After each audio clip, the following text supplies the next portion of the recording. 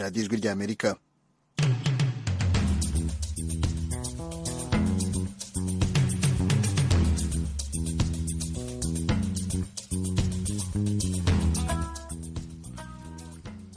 radiyo ijwi ry'Amerika ivugira i Washington DC mu kinyarwanda no mu kirundi. Mutwumvira ku mirongo migufi ya shortwave kuri metero 19 na metero 22. Mu Rwanda ni kuri FM 104.3, kuri Facebook, Instagram na YouTube. Turi kuri @radio yacu, kuri site yacu kandi wayishatu radio yacu voa.com, niho musanga ibiganiro byacu byose. Hano muri studio ya 7 i Washington DC, Cornelius ari ku buhanga bw'ibyuma, Aloys Bigirimana niwe ugiye kumfasha kubagezaho iki kiganiro. Kuri mikoro je mwumva ndi Jeffrey Mutagoma, ndabasuhuze mwese, mbaha ikaze mu kiganiro muri sanga kuri radio yanyu ijwi ry'Amerika.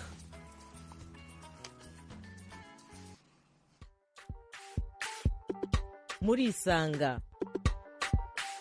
sanga ni ikiganiro cy'ijwi ry'Amerika kibanda ku bibazo binyuranye byo mu karere k'ibiyaga bigari bya Afurika. Ikiganiro gitumira abantu bo mu nzego zitandukanye bagasubiza ibibazo by'abakunzi b'ijwi ry'Amerika. Je ndi mu ntara ya Muyinga, aho bita muri commune Giteranye, aho bitatura. Ngewe ndi hano Kampala, Uganda. Je ndi mu gisagara cya Bujumbura. Ni ikiganiro kimara isaha kuva saa 10 kugera saa 11 buri munsi, kuva kuwa mbere kugera ku cyumweru. Muri leta ya Colorado, leta zunze ubumwe za Amerika. Mbanje kuramutsa abo batumire mwadutumiriye. Nawe turagutumiye. Kurikira ijwi ry'Amerika aho uri hose, haba kuri radio, kuri telefoni no kuri mudasobwa. Nawe turagutumiye, ntuziheze, urararitswe buri munsi saa 10.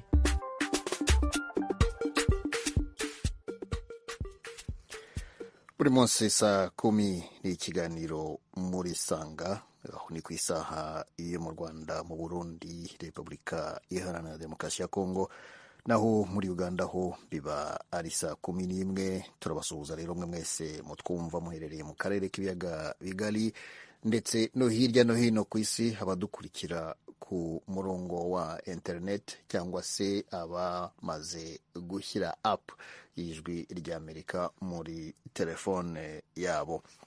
Ikiganiro muri sanga rero cy'uyu munsi muravuga muti tubahishiye iki? Isangano ry'abari n'abategarugori baharanira amajyambere y'icyaro mu Rwanda riherutse kwemeza ku nshuro ya mbere ingamba zikubiye muri gahunda y'imyaka 5 zo guhangana n'ihindagurika ry'ibihe, iri mu ndorerwamo y'ingamba z'iterambere rirambye. Izi ngamba ziteganya ko mu mwaka wa 2050 u Rwanda rwaba rumaze kuba igihugu cyihagazeho mu birebana n'ihindagurika ry'ibihe. Iyi gahunda iteye ite? Hazakorwa iki? Kizakorwa nande? Ryari? Bizatanga iki?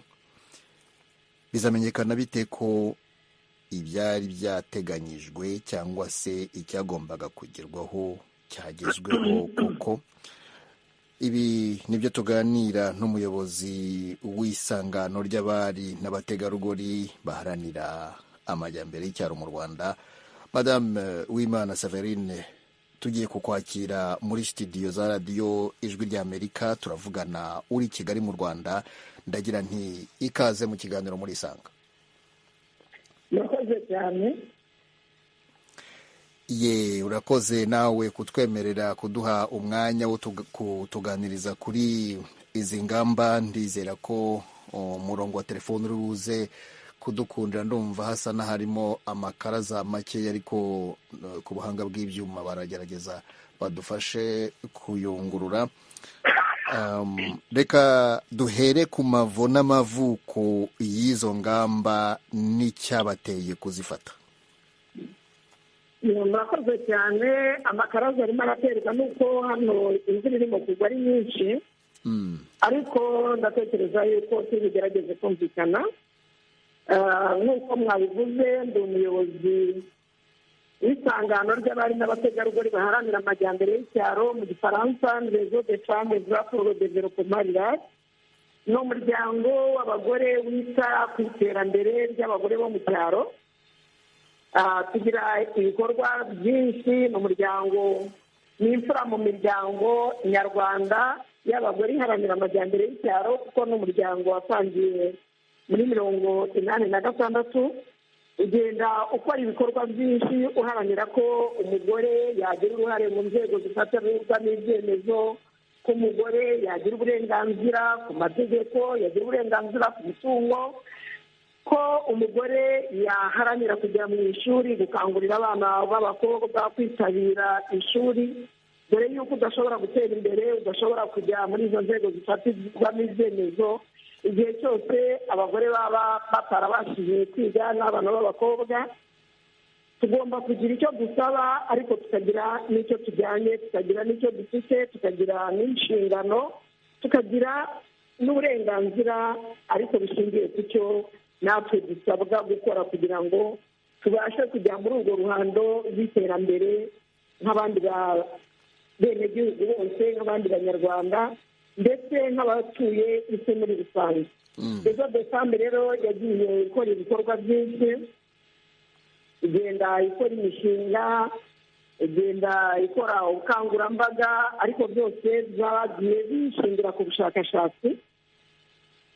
Niyo mpamvu rero muri iki gihe nk'uko amasezerano mpuzamahanga abigaragaza, nk'uko ari ikibazo kigaragara ku isi hose, na rezo de fame ntabwo yasigaye inyuma kugira ngo ifashe abagore kugira ngo bahangane n'imihindagurikire y'ibihe, ndetse barusheho kwimakaza ibidukikije. rezo de fame rero twakoze mu bikorwa dusanzwe dukora turengera ibidukikije, ariko noneho twasanze tugomba gushyiramo imbaraga zirenze, tukagira gahunda yihariye, atari uko kurengera ibidukikije no guhangana n'ingaruka z'ibihe byakwinjira muri gahunda zisanzwe, ariko noneho tugashyiraho gahunda y'ibikorwa y'imyaka 5, tuzajya kwisuzuma aho igeze buri mwaka dushingiye ku bikorwa twateganyije, ndetse nyuma y'imyaka 5 birumvikana tuzakora evaluation turebe, ariko n'ubundi mu guhangana n'imihindagurikire y'ibihe, guhangana kurengera ibidukikije, ntabwo ndi buvuge ko ari ibintu bifite igihe bizarangirira. Tuzakomeza kubikora. Nyuma y'iyi gahunda y'imyaka 5 tuzakora indi gahunda nanone y'imyaka 5, ariko hashingiye kuri evaluation, hashingiye ku gusuzuma ibyo twagezeho, noneho bitwereke izindi rekomandasiyo cyangwa se bitwereke izindi ngamba z'ibyo tugomba gukora nyuma y'iyo myaka 5. Waruvuze uti twasanze ari ngombwa ko dufata gahunda yihariye. Ndagira ngo duse n'abagaruka ku cyatumye musanga ari ngombwa ko, kuko n'ubundi mwari musanzwe nk'uko ubivuze haruguru mukora ibikorwa byo guhangana n'ihindagurika ry'ibihe. Kuki byabaye ngombwa ko muvuga muti noneho reka dushyireho iyi gahunda yihariye y'imyaka 5? Murakoze cyane. Iyo urebye ubwiyongere bw'abaturage, iyo urebye uburyo urusobe rw'ibinyabuzima, ibidukikije muri rusange bigenda bitembera, bigenda bigaragaza n'ingaruka zikomeye, cyane cyane izo ngaruka zikagira uruhare ku mugore, cyane cyane ko twasanze abagore aribo badafite amakuru, aribo batanitabira ibikorwa byo kurengera ibidukikije. Hamwe nk'urugero, iyo hano mu Rwanda usanga nk'ishyamba ni urugero, usanga ishyamba ni umutungo wa babiri, kubera yuko amategeko aduha uburinganire n'ubwuzuzanye ku mutungo, kuko ni 50%, ariko usanga nk'iryo shyamba bisa nk'aho ari iry'umugabo, kandi nyamara n'umugore yagombye kubigiramo uruhare, cyane cyane mu kuribungabunga. Ikindi, mu mirimo y'umugore wo mu cyaro, muri ya mirimo idahemberwa dukunze kwita mu cyongereza unpaid care work, ya mirimo itagira igihembo, yo kwita ku muryango, yo kwita ku bana, wahereye mu gitondo ukageza nimugoroba, usanga biza guhura neza n'aho umugore atabungabunga ibidukikije, ahubwo ari mu bangiza ibidukikije. Aha ndavuga niba agomba guteka biramusaba inkwi, izo nkwi rero niba atera igiti ntatera ikindi, cyangwa se aho kugira ngo aburare akaba yakwangiza amashami y'ibiti, akaba yakwangiza ibiti bikiri bitoya, nanone twagera kuri ya suku n'isukura, niba umugore atazi kuvangura imyanda, kuko niwe akenshi usanga ari we ukora isuku, atazi gutandukanya imyanda ibora n'itabora, atazi ishobora kuvamo ifumbire, atazi gutandukanya n'iyo ashobora kubika akaba yazayigurisha igakorwamo ibindi bikoresho. Ibyo ngibyo byose nibyo byaduteye kuvuga ngo dukore gahunda, dukore ubukangurambaga, dukore amahugurwa, dukore ibiganiro, ndetse tuninjire no mu mishinga ishobora kubyara inyungu. Wa mugore yimakaza kurengera ibidukikije ariko afitemo n'imirimo akora. Hanavuga dutekereza ko abagore twabakangurira gukora za pepiniyeri, usanga akenshi bazikoramo ariko bakazikoramo nk'abanyakabyizi, ariko byagera ku nyungu no kugurisha ugasanga ba nyiri pepiniyeri ni abagabo, ugasanga za mbaraga zabo zibaye buwateta, ba bagabo babahaye akazi. Aha rero n'abagore kubera iki noneho batazikora kugira ngo bazibyaze umusaruro. Icyabiduteye rero nta kindi ni uko ingaruka zijyanye n'imihindagurikire y'ibihe no kutarengera ibidukikije bikora cyane cyane ku mugore. Aha ni hahandi navuga ngo iyo amapfa yateye, iyo imvura yabuze, iyo imvura itaguye, wa mugore ukora wa murimo w'ubuhinzi, kuko dufite abagore bakora umurimo w'ubuhinzi butari ubw'umwuga nanone bageze kuri 87%, ugasanga iyo imvura rero yabuze kandi amaramuko ayakesha ibyo yahinze, usanga amapfa, inzara bimugeraho. Aha ngaha mwambaza muti afite umugabo we n'ibimugeraho, akenshi tumenyereye ko iyo habaye ikibazo akenshi abagabo nibo baba ba mbere bo gusuhuka bakajya gushaka icyo twakwita imirimo ahandi cyangwa amaramuko mu gace karimo kwera, nyamara wa mugore n'abana basigara aho ngaho. Ariko baba bagiye guhahira urugo. Ariko ndabyemera, baba bagiye guhahira urugo, ariko hari igihe ureba ijanisha ry'abagarukana amahaho, kandi aba yanagiye nyine iyo yagiye guhahira urugo kugira ngo azabone ihaho agaruka nawe abanza kubaho no kwibeshaho kugira ngo azibuke na wa mugore. Ndanabyemera ko ashobora no kuba agenda akanahahira urugo wenda agatsinda, ariko na wa mugore ntabwo ari ngombwa ko wa mugore azarindira ko ka kandi agatera ya mapfa atera kugira ngo nawe agire uruhare mu kurengera ibidukikije. Niyo mpamvu twifuza ko umugore yakarengera ibidukikije, agakumira n'ayo mapfa, agakumira n'ingaruka zose zaterwa no kuba atarengera ibidukikije. Reka noneho duse n'abinjira muri gahunda nyirizina, izo ngamba nyirizina, noneho mutubwire ziteye zite, murateganya ko hakorwa iki? Murakoze cyane.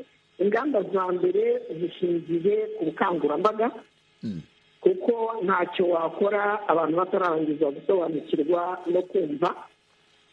Muri iyo gahunda y'ibikorwa, muri izo gahunda z'ibikorwa tuzabamo gukangurira abagore kwitabira ibikorwa byo kurengera ibidukikije no guhangana n'imihindagurikire y'ibihe. Ariko kubera ko twimakaza ihame ry'uburinganire, ntabwo tuzakorana n'abagore gusa, tuzakorana n'imiryango muri rusange ugizwe n'abagabo n'abagore, ndetse tunabitoze dukangurire n'abana b'abahungu n'abana b'abakobwa mu mashuri ndetse n'abari mu mashyirahamwe amwe n'amwe. Icya mbere ni ugushyiraho ingamba z'uko umugore wo mu cyaro yagira uruhare rwo kurengera ibidukikije ndetse no guhangana n'ubudahangarwa ku ihindagurika ry'ibihe. Aha ngaha rero tuvuga yuko abagore perezida duteganya cyangwa tuzabitwereka ni uko tuzagira abagore, umubare w'abagore bagaragara, umubare ugaragara ku bagore basobanukiwe ndetse bafite n'uruhare mu kurengera umutungo kamere, haba gufata neza ubutaka, gufata neza amazi, ndetse no gufata neza ingufu ibitanga ingufu. ubu bihagaze bite? Ubu icyo mwari muvuze gihagaze gite? uwo mubare uhagaze gute? ubu ngubu mu by'ukuri aha niho navugaga ko abagore kugira ngo bagire uruhare mu gutunganya ubutaka, ni gahunda iyo tubona ko umugore ataramenya gukora ifumbire y'imborera kandi afite ibyatsi, afite ibyo yayikoresha mu murima we, agategereza yuko hazaboneka ifumbire iriya iyo twita mu Rwanda nkunganire ashobora guhabwa n'ibigo bishinzwe ubuhinzi. Icyo gihe iyo bitabonekeye igihe usanga kwa kweza na bwa butaka bwe bugenda bugata ireme adashobora kubufumbira. Ikindi iyo tugeze ko agomba kubungabunga amazi, kugira ngo abungabunge amazi hakwiye ko akangurirwa kugira ubumenyi mu gufata cyane cyane amazi y'imvura. Aha ngaha dufite imishinga iha abagore, iha imiryango, ndavuga abagore cyane kuko ari bo bigiraho ingaruka, ariko ibigega bifata amazi y'imvura turiha imiryango. Kugeza ubu ngubu ntabwo ari imiryango myinshi tumaze guha ibigega, ni imiryango 600. Ayo mazi agira uruhare ku muryango, ariko nanone nabo bagomba kumenya yuko aho baboneye ubushobozi bagomba gufata amazi y'imvura kugira ngo abafashe haba muri ya mirimo yabo y'isuku n'isukura, guteka, ndetse binagarukemo no kurengera ibidukikije, kuko burya iyo ufite inzu y'ibati, murabizi mu Rwanda abantu bose, imiryango yose ifite amazu y'ibati, iyo amazi amanuka icya mbere cyo aracukura, aba yangiza ibidukikije, kandi iyo uyafite mu rugo uba ushobora no kuhira byaba ibihingwa bimwe na bimwe, ushobora kurwanya inzara, uba ushobora kurwanya imirire mibi ku bana. Aho ngaho rero twumva abagore bagomba kumenya, bagashyiramo imbaraga, bakanabyitabira ndetse bakanatozwa kubikora neza. Ikindi ku bijyanye n'ibitanga ingufu, aha ngaha turavuga nk'ibicanwa, abagore nabo bagomba kubigiramo uruhare, atari ukumva ngo nkeneye inkwi ngomba gutema igiti.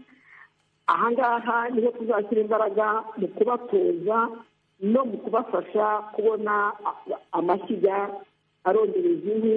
Abafite ubushobozi tukabakangurira kugira gaze mu rugo, abafite amatungo tukakomezanya na gahunda ya leta yo gukora biyogaze. Icyo gihe ibyo bizadufasha mu kurengera ibidukikije.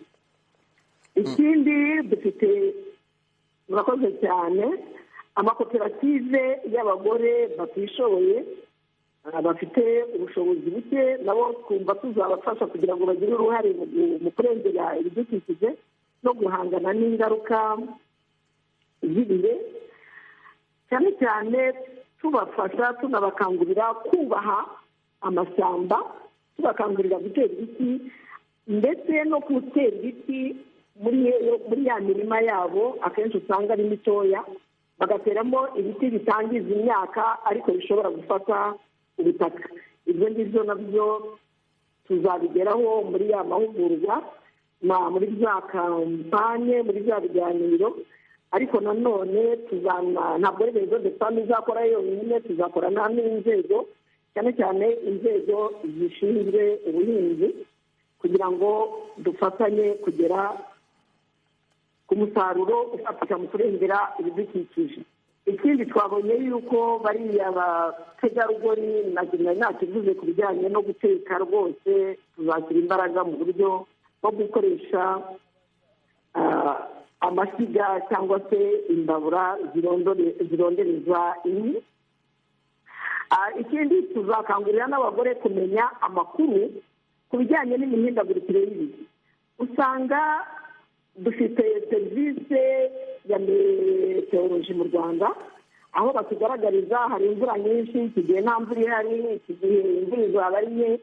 Ugasanga iyo udakurikiye amakuru, kuko icya mbere ni amakuru, iyo udakurikiye nk'ayo makuru, abagore baragenda bagatera n'abagabo babo bagahinga mbere, noneho ya mvura ikabashuka kandi ari imvura y'iminsi mike, babona imvura yaguye, ya mbuto bafite bakayitera, hanyuma izuba bikaba ryinshi. Ahangaha rero naho tuzabakangurira uburyo bajya bakurikirana amakuru ku bijyanye n'imihindagurikire y'ibihe bakoresheje amakuru dukunze guhabwa na meteoroloji n'ikigo cya meteoroloji.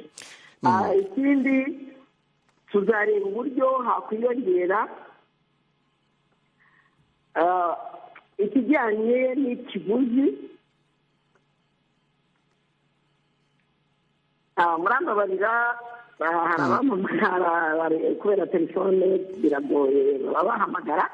Nta kibazo, ahubwo reka tuze kugaruka kuri izo ngamba mu kanya n'ubundi, kubera ko ikiganiro kiracyakomeza. Iki kiganiro rero burya ntabwo ari jye nawe tuvugana gusa, ahubwo tugeraho tugafungura n'imirongo banywanyi b'ijwi ry'Amerika bakabasha gutanga ibitekerezo, baba abagira icyo babaza, baba abagira icyo bashima cyangwa bunganira ku byo tuba turimo tuvuga. Ni muri urwo rwego rero twambutse ku murongo wa telefoni, tugiye kwakira Bwana Kwizera. Ikaze mu kiganiro muri Sanga. Yego Geoffrey Mutagoma. Uherereye he? Ndi mu majyaruguru y'u Rwanda, mu karere ka Rulindo, umurenge wa Buyoga. Ndagira ngo mbaze umutumirwa, usanga nk'ibikorwa bimwe na bimwe biza bikibanda mu mijyi cyangwa se mu bice byegereye imijyi. Ese mu byaro ho bahateganyiriza iki kugira ngo, kuko kwirinda ihindagurika ry'ikirere bisa nk'aho bigomba kuba mu gihugu hose, tugasa nk'aho twita ku gihugu hose kugira ngo dufate ingamba zigomba kurwanya ihindagurika ry'ibihe. Mu byaro ho barahateganyiriza iki? Nka hano mu karere ka Rulindo, umurenge wa Buyoga, usanga ibikorwa byinshi rwose tutabibona bimwe na bimwe, usibye ko mu gihe cyashize habayeho iterwa ry'ibiti, usanga mu midugudu hose twateye ibiti. Ese mu byaro ho bahateganyiriza iki? Bwana Kwizera, urakoze. Reka tukugumane ku murongo kugira ngo ubashe gusobanukirwa neza. Ndatekereza ko n'ubundi iyi gahunda imizi yayo iri mu cyaro, ariko singiye kubivuga umuyobozi w'iri sangano ahibereye. Reka Madame Uwimana Saverine. Murakoze cyane. Nk'uko nababwiye, ni isangano ry'abagore baharanira amajyambere y'icyaro. Dukorera mu gihugu cyose, cyane cyane ko tubafite n'abanyamuryango, ndetse umaze kubaza ati mu cyaro bahateganyiriza iki. Nk'iriya gahunda navuze yo gutanga ibigega by'amazi bifata amazi y'imvura mu karere ka Gicumbi, twabigejeje mu murenge wa Rutare no mu murenge wa Giti, kandi ibikorwa birakomeza. Ni ukuvuga ngo iyo gahunda izagera cyane cyane mu cyaro, kuko nibo b'abagore ba mikoro make, nibo b'abagore bafite ibibazo bijyanye n'ihindagurika ry'ibihe, dore ko mu mujyi ntabwo baba bahinga, baba bafite amazu akomeye, baba bafite bya bicanwa navugaga, bacana gaze, baba bakoresha amashanyarazi, bafite amikoro muri rusange. Aha rero tuzibanda cyane cyane mu cyaro, no muri Buyoga buriya naho tuzahagera. Murakoze cyane. Kwizera rero, uranyuzwe? Uranyuzwe. Ngaho komera rero, umunsi mwiza aho ngaho muri Buyoga. Yego murakoze. Radio Ijwi ry'Amerika ivugira i Washington DC. Umutumirwa wacu ni Madame Uwimana Saverine, umuyobozi w'isangano ry'abari n'abategarugori baharanira amajyambere y'icyaro mu Rwanda. Turavuga kuri gahunda y'imyaka 5 yo guhangana n'ihindagurika ry'ibihe iri mu ndorerwamo y'ingamba z'iterambere rirambye. Madame Saverine, mwari mufite ijambo n'ubundi muvuga ku bijyanye n'ubukangurambaga, ingingo zitandukanye z'ubwo bukangurambaga muzakora mu cyaro, mushobora gukomeza. Murakoze cyane. Ubukangurambaga navugaga ko buzakomeza, hari byinshi bizakorwa, ariko nanone buri wese dukangurira buri wese kubigiramo uruhare, n'uwo rezo de fami itazageraho. Ibidukikije ni ubuzima, nta bidukikije nta buzima. niyo mpamvu abatwumva bose buri wese akwiye kubigiramo uruhare, ntategereze aho rezo de femme izagera, kuko ni gahunda y'isi, ni gahunda y'igihugu. Tugomba kurengera ibidukikije kugira ngo turusheho kugira ubuzima bwiza, habaho byaba mu kuramba kw'abantu. Buriya umwuka mwiza mu buzima, kandi umwuka mwiza uturuka mu kurengera ibidukikije. Aha mu ngamba rero nari ndimo kuvuga, navugaga yuko tuzakora ibijyanye no gukangurira abagore mu gihugu hose ibijyanye no kurengera ibidukikije, aho tuzajya tunitabira ya minsi mikuru yo kurengera ibidukikije, ya minsi mikuru y'uburinganire, ya minsi mikuru tuvuga umugore wo mu cyaro. Iteka tugomba kuba dufite mesaje ijyanye no kurengera ibidukikije. Mu zindi gahunda tuzakomerezaho, naho tuzashyiraho amakoperative ajyanye no kurengera ibidukikije, harimo kwigisha abagore gufata neza no gucunga umutungo,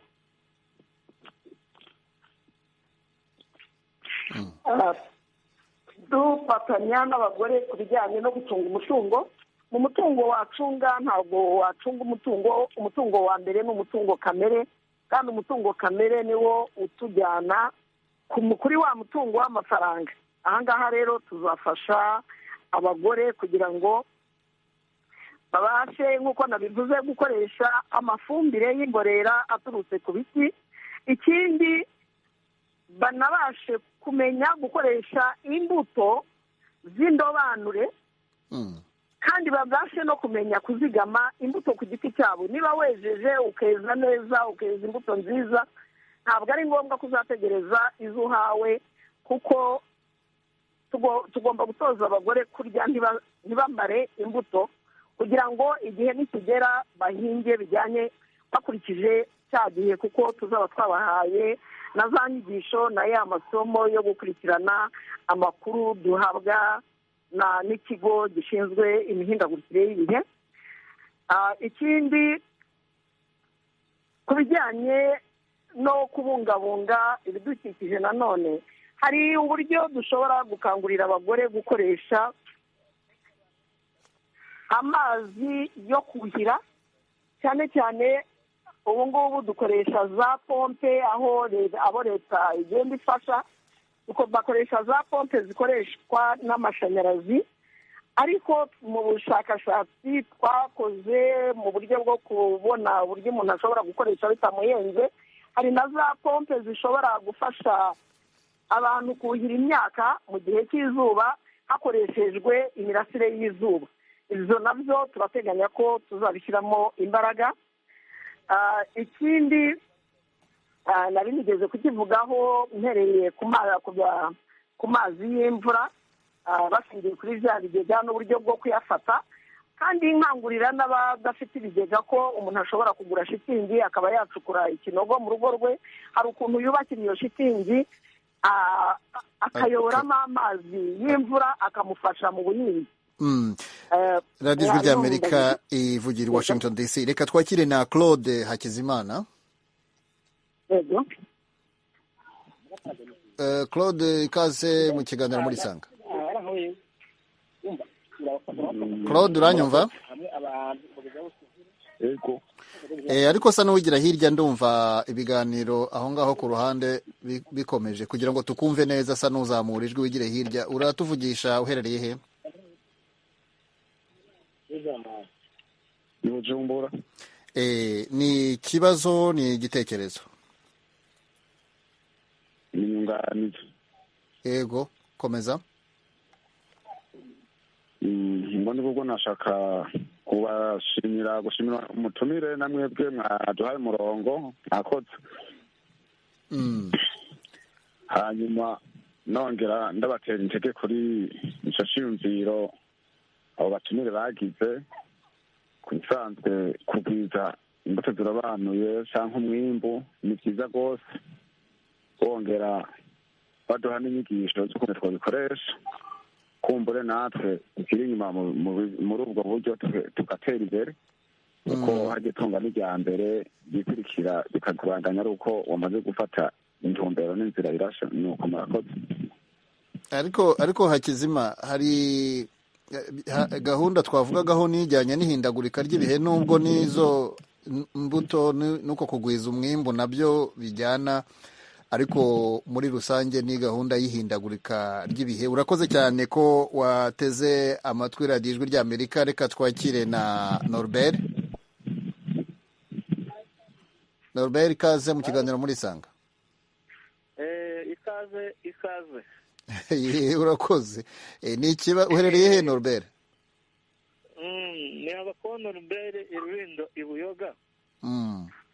Ibuyoga uyu munsi mwadukunze. Abo muri Buyoga uyu munsi mwadukunze, twari tumaze kuvugisha umuntu w'aho ngaho, ariko komeza.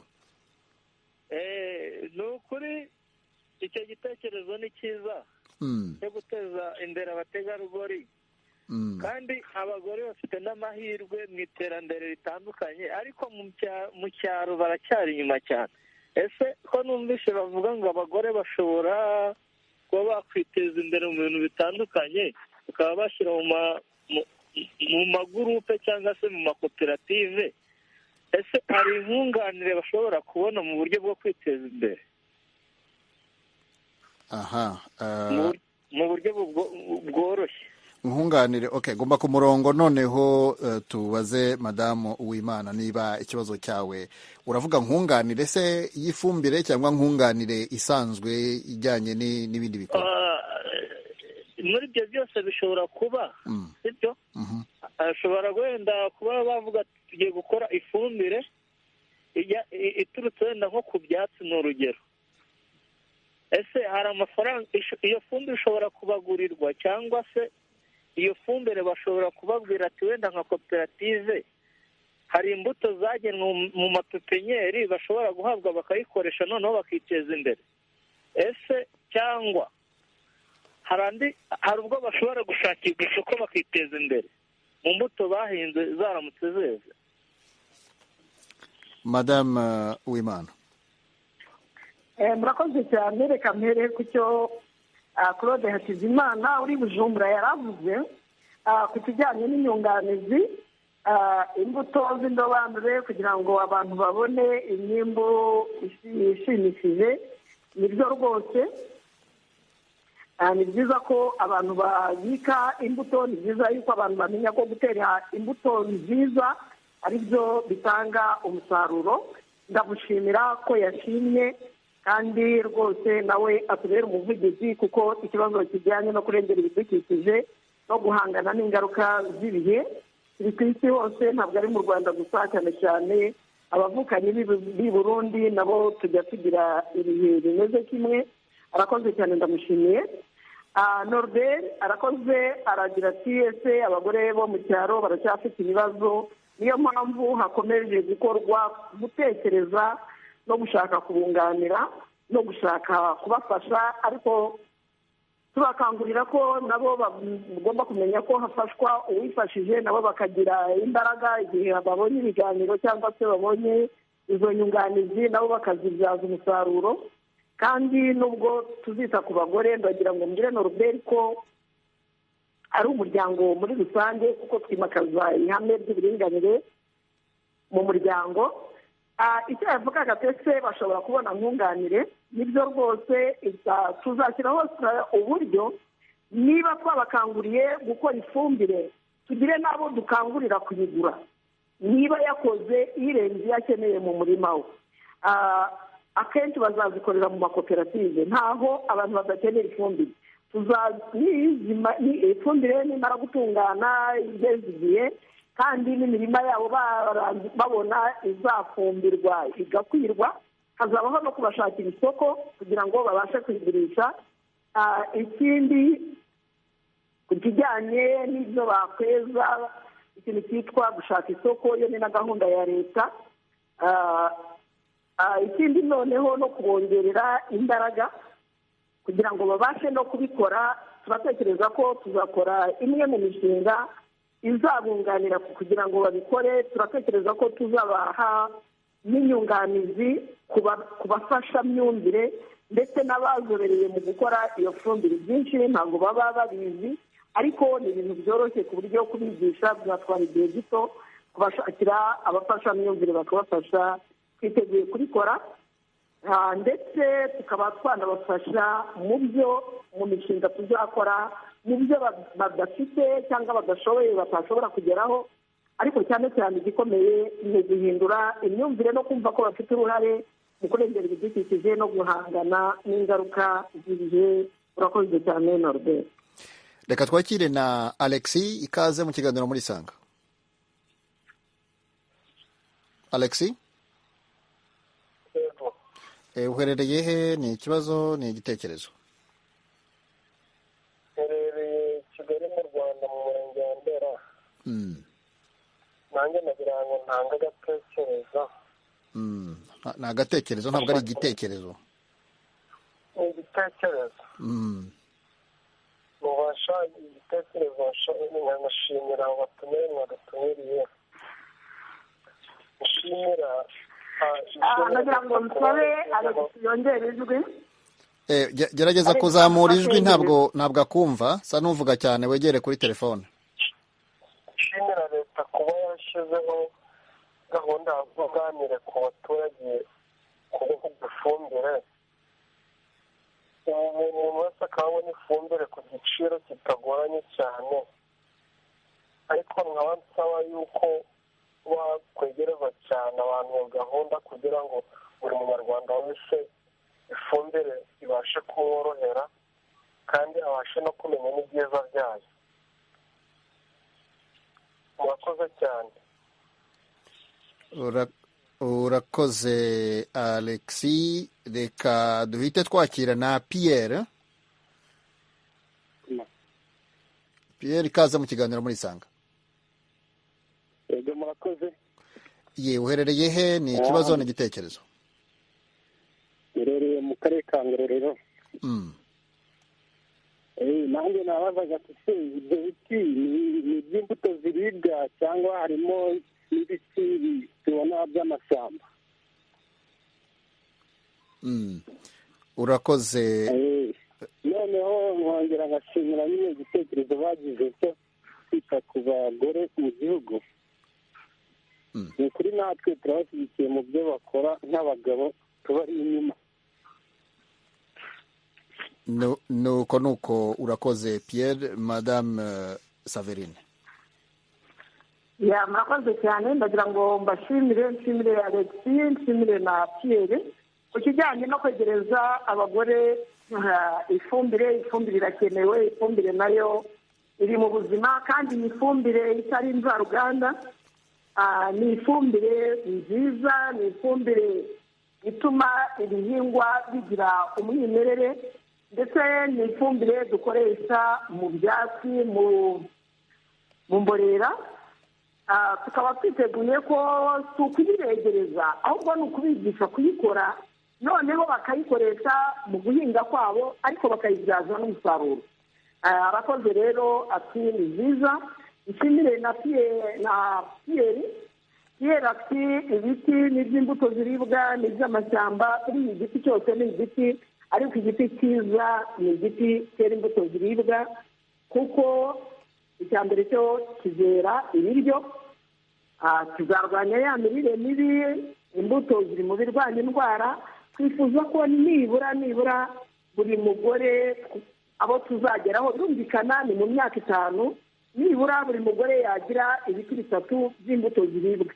Nubwo waba ufite ubutaka butoya, nubwo byaba ari mu rugo, usanga abantu benshi bashimishwa no gukubura imbuga nini, ariko ziriya mbuga ziramutse zitewemo ibiti byera imbuto ziribwa byatunga abagize umuryango, ndetse bikaba byabyara n'amafaranga. Imbaraga nyinshi tuzazishyira ku biti byera imbuto ziribwa.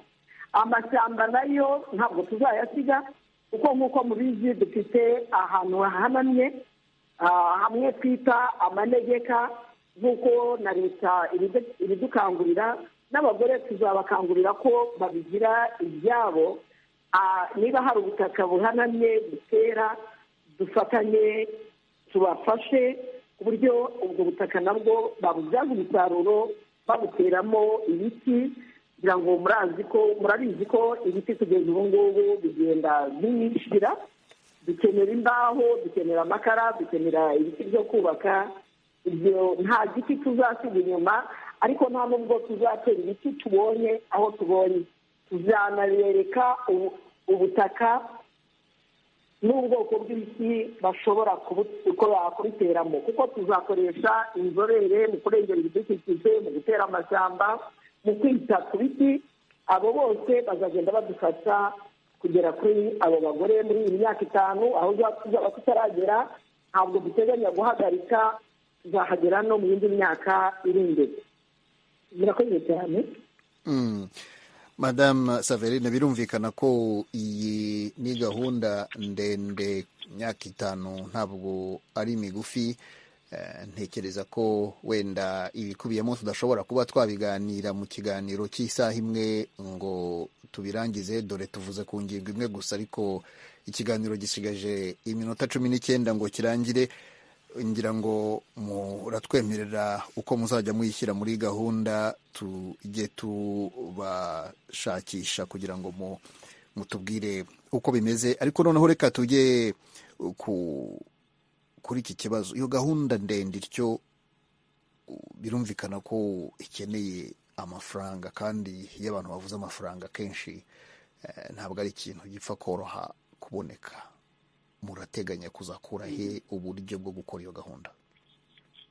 Murakoze cyane. Buriya iyo ufite gahunda y'ibikorwa, navuga yuko uba ufite n'amafaranga, kuko hari imiryango myinshi, yaba iya leta yaba ivamahanga, ishyize imbaraga mu kurengera ibidukikije. Muranabizi ko hari amasezerano igihugu cyacu kiba cyarasinye. Ahangaha rero iyo warangije kwiha gahunda, ubasha gusobanura neza icyo ushaka, kuko kugira ngo dukore iyi gahunda nuko twakoze isesengura tukabona hari ikibazo. Icyo kibazo rero iyo kigaragaje ugakora gahunda, bigufasha gukora umushinga ushyikiriza abaterankunga, bakaba baguha amafaranga.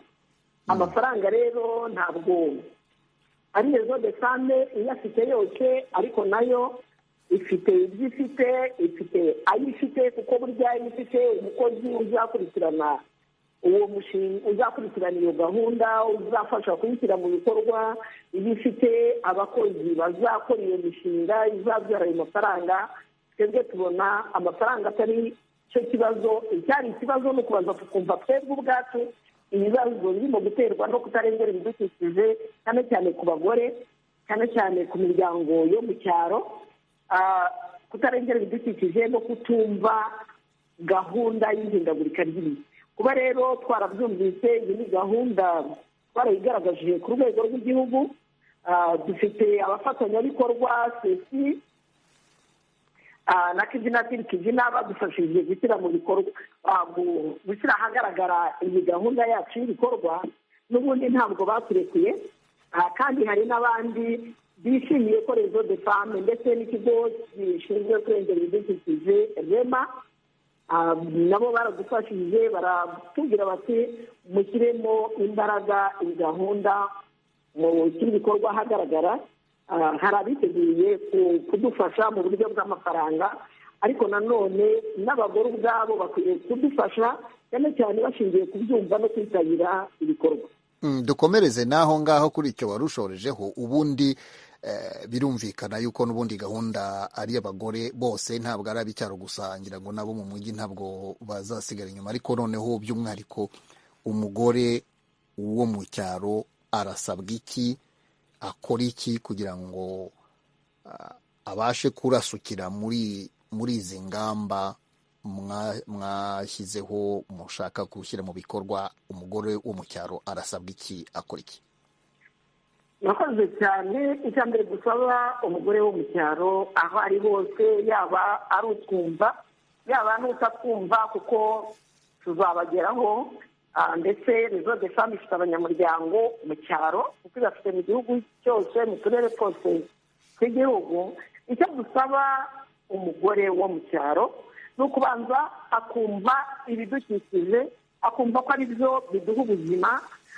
Ibidukikije cyane cyane ngaruke no ku kandi ntavuzeho, ntushobora kurengera ibidukikije udakora isuku. Isuku ni bwo buzima, kandi isuku kugira ngo igende neza nuko uba ufite n'ibiti hafi biguha n'umwuka mwiza, haba mu rugo, haba ku rugo, cyangwa se ibikikije urugo rwawe. Umugore wo mu cyaro turagira ngo icyo tumusaba ni ukubanza kumva ko kugira ngo agire ubuzima bwiza ku nyungu ze bwite, ku nyungu z'umuryango we, ku nyungu z'igihugu muri rusange, ko agomba kumva ko afite uruhare rugaragara mu kurengera ibidukikije no guhangana n'izi ngaruka z'ibihe arizo zituma habaho kuteza. Agomba gutekereza ko muri iki gihe cy'imvura agomba kuba afite amazi atari ayo gukoresha gusa, ashobora no kuhira kugira ngo izuba igihe rizaba ryaje azabashe kuhira ka karima k'igikoni. Ariko nanone umushinga wacu twebwe, gahunda yacu ntizagarukira kuhira gusa imirima y'igikoni. Imirima y'igikoni buri rugo rugomba kugira akarima gato, mu gifaransa jaride potaje, aho ateramo za mboga, aho kugira ngo atakaze amafaranga, asohora amafaranga ajya kugura imboga, kandi imboga no mu rugo rwe zihera. Agomba kuzitera, ariko akanateganya ko mu gihe cy'imvura yajya azibikira amazi kugira ngo bitamusa mu gihe kinini cyo kuzivomera cyangwa se kuzireka zikuma.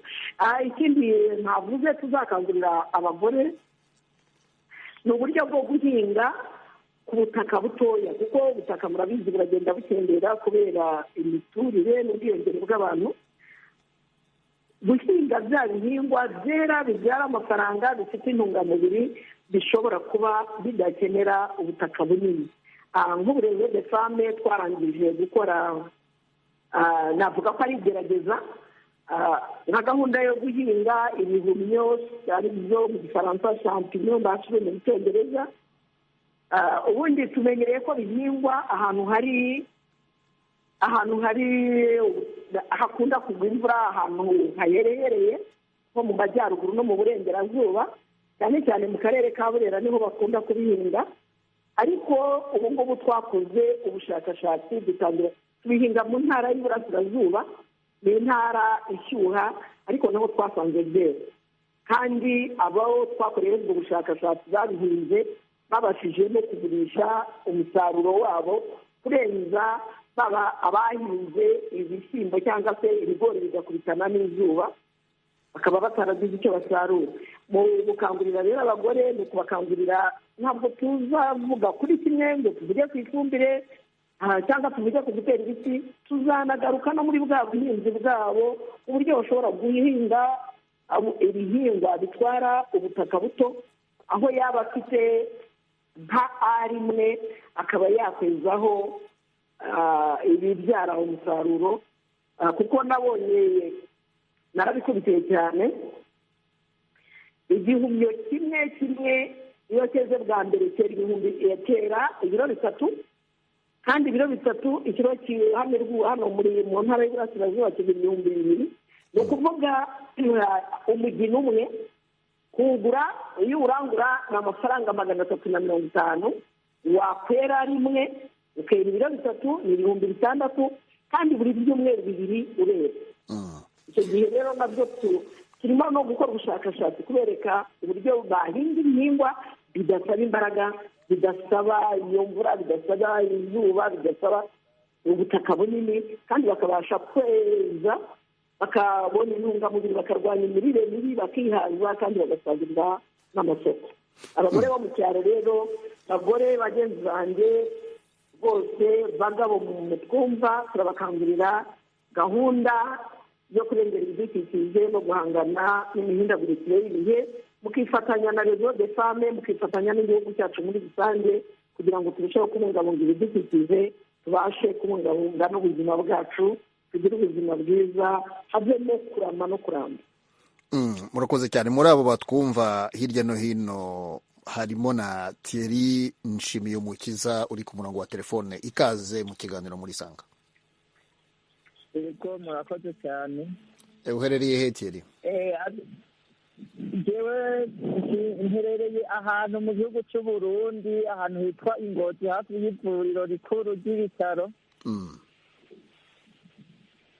Hanyuma rero muri makenye jewe ikibazo ngomba mbaze mu ntunge cyane rwose, ndacyari umwana kandi mu myaka 27 sindubaka. Hanyuma nkaca nibaza yuko mwebwe mushobora kuntegera mu buryo bwose, kuko mwebwe ndibaza ko muri abantu b'ababyeyi mukuze mushaka kumva ijambo uko riba rigenda uko ariko kose. Ijambo jewe ijambo uko umuntu aba yarivuze iyo riba rigana hose, nibaza ko niyo mushobora kuritegera, kuko na kare bavuga yuko ngo amajambo avugirwa mu migani ngo ariko ngo akaba afite abayasobanura. Komeza.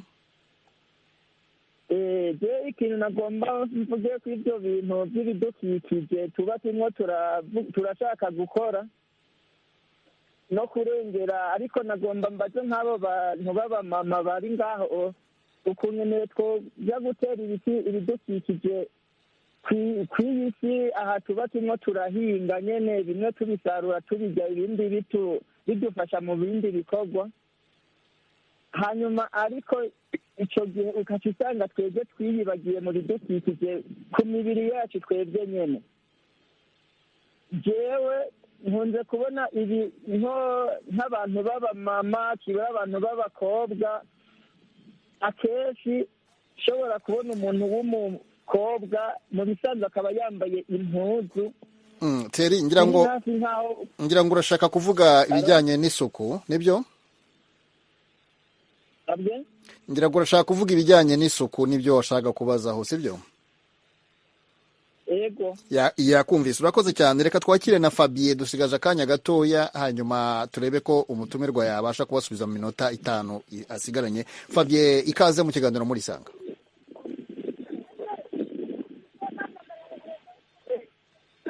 Fabien? Fabien ntabwo tukumva, ubwo tugiye kukurekura niba utwumva. Ijambo ni ryawe, niba utatwumva ndasaba hariya ku buhanga bw'ibyuma basubize mikoro umutumirwa. Reka nanzure noneho. Ndashaka ko abamama botu bariza ukunyene abigeme kabisa basigaye mu myambarire yabo, twe turabona nk'uko imibiri yacu ikikijwe no kwambara mu buryo butwubahisha, ariko bakambara mu buryo buteye isoni. Icyo nacyo je ndabona ko ari ikibazo, nta kuntu twogira ibidukikije ku isi natwe twiyibagiye. Urakoze Thierry. Urakoze. Reka tureke umutumirwa agira icyo avuga ku bijyanye n'isuku. Iby'imyambarire byo bitandukanye, ngira ngo n'insanganyamatsiko yacu. Madame Saverine. Urakoze cyane.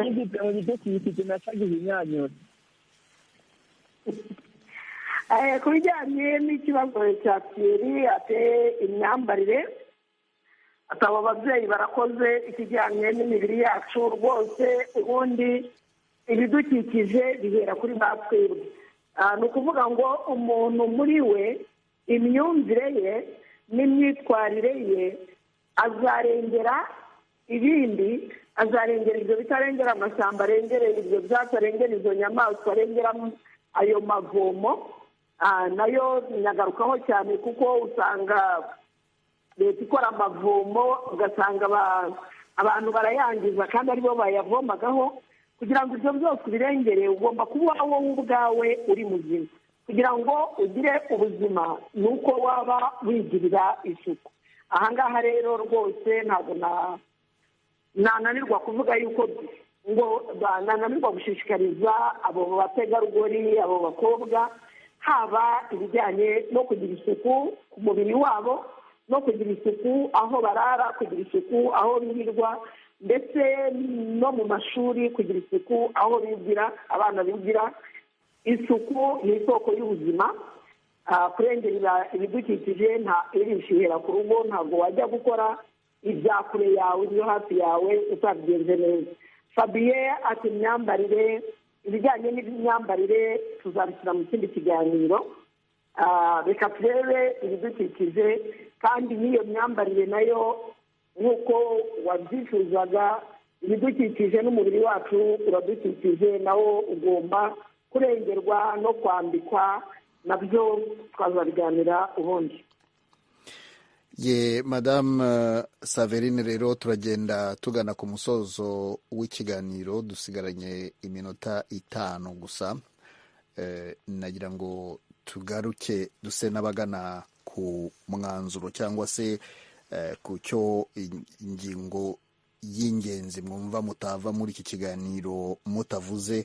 Nari mfite ikibazo cyo kwibaza niba iyi gahunda u Rwanda kuyishyira mu bikorwa rwonyine, ndashaka kuvuga umuryango wanyu ko uri mu Rwanda gusa, kuko nagumye numva hari n'abantu b'i Burundi n'ahandi, nibaza niba hari imiryango nk'iyo mufatanya mu bihugu bidukikije, ariko ndabona wenda umwanya utari budukundire kujya muri icyo kibazo. Reka mbahe mikoro twumve icyo kintu cy'ingenzi mwumva mutasoza ikiganiro mutavuze. Icy'ingenzi tutasoza ikiganiro tutavuze, icyambere ndabanza gushimira ijwi rya Amerika kuba mwaduhaye umwanya. Ni agaciro muha umuryango wacu Maison des Femmes, ni agaciro muha ibyo dukora, ni agaciro muha iyi gahunda yo kurengera ibidukikije no guhangana n'ingaruka z'imihindagurikire y'ibihe. Ndabashimiye cyane. Ikindi navuga nicyo nasaba, baba ari abatwumva n'abazatwumva ubundi, ariko cyane cyane ngaruke ku banyarwanda n'abanyarwandakazi barahishiwe. Izi gahunda za Maison des Femmes, zaba iz'igihugu, gahunda yo kurengera ibidukikije, gahunda yo guhangana n'imihindagurikire y'ibihe, ndasaba ko yaba iya buri wese, ntitwumve ko ari iya leta, ntitwumve ko ari iya Maison des Femmes, buri wese akumva ko ari iye ku giti cye, akayitoza umuryango we, ibyo adashoboye kugeraho bikazaza ari ubufasha bujyanye n'inyunganizi. Ariko buriya iyo ibintu utarabigira ibyawe, utarabyumva neza, n'uwaza aje kuguha ubwo bufasha cyangwa ubwunganizi ubifata nk'ibintu byoroshye, ushobora no kubyangiza. Bashobora no gutera igiti ugasanga bakize, ugasanga abantu bagikandagiye. Bifuza ko buri wese iyi gahunda yayigiriye, kandi izadufasha mu kugira igihugu cyiza, izadufasha mu kugira ubuzima burambye, izaduha no gutegurira abadukomokaho kugira igihugu cyiza gifite umwuka mwiza, gifite ibimera, kirimo inyamaswa, kuko nazo buriya hari ibimera. Ndifuza ko muri rusange abantu bose iyi gahunda bayigirira iyabo, kuko nibayigira iyabo, kuyibagezaho no kuyibafasha no kubafasha kuyishyira mu bikorwa bizatworohera. Kubyumva, gukurikira ibiganiro, kuko murakoze ku ijwi rya Amerika, mutumye dutanga ikiganiro bwa mbere, ariko muri gahunda yacu harimo no gutanga ibiganiro ku bitangazamakuru binyuranye hano mu Rwanda, amaradiyo, amateleviziyo, social media n'ibindi, za Twitter, Facebook n'ahandi hose. Turifuza ko iyi gahunda yaba umurimo, yaba ubuzima. Kurengera ibidukikije turifuza ko byaba ubuzima bwa buri wese, bwa buri muturarwanda, ndetse n'abatuye isi muri rusange, n'abavandimwe bacu twakomeje guhurira mu kiganiro b'Abarundi. Madame Saverine Uwimana, umuyobozi mukuru w'isangano ry'abari n'abategarugori baharanira amajyambere y'icyaro mu Rwanda, ndagushimiye cyane kwitabira ikiganiro muri Sanga hano ku ijwi ry'Amerika. Murakoze cyane, muzongere mudutumire, turiteguye cyane rwose. Nshimire kandi na Aloys Bigirimana wamfashije kugezaho telefone zanyu, wabahamagaraga hirya no hino aho muherereye, ndetse na Al ku buhanga bw'ibyuma. Namwe mwese mwari muteze amatwi iki kiganiro aho muherereye hirya no hino ku isi, mbararikira gukomeza gukurikira ibiganiro by'ijwi ry'Amerika. Mu kanya saa 12 amakuru mu Kinyarwanda no mu Kirundi. Kuri mikoro mwari kumwe na Jeffrey Mutagoma. Amahoro n'amahirwe kuri mwese.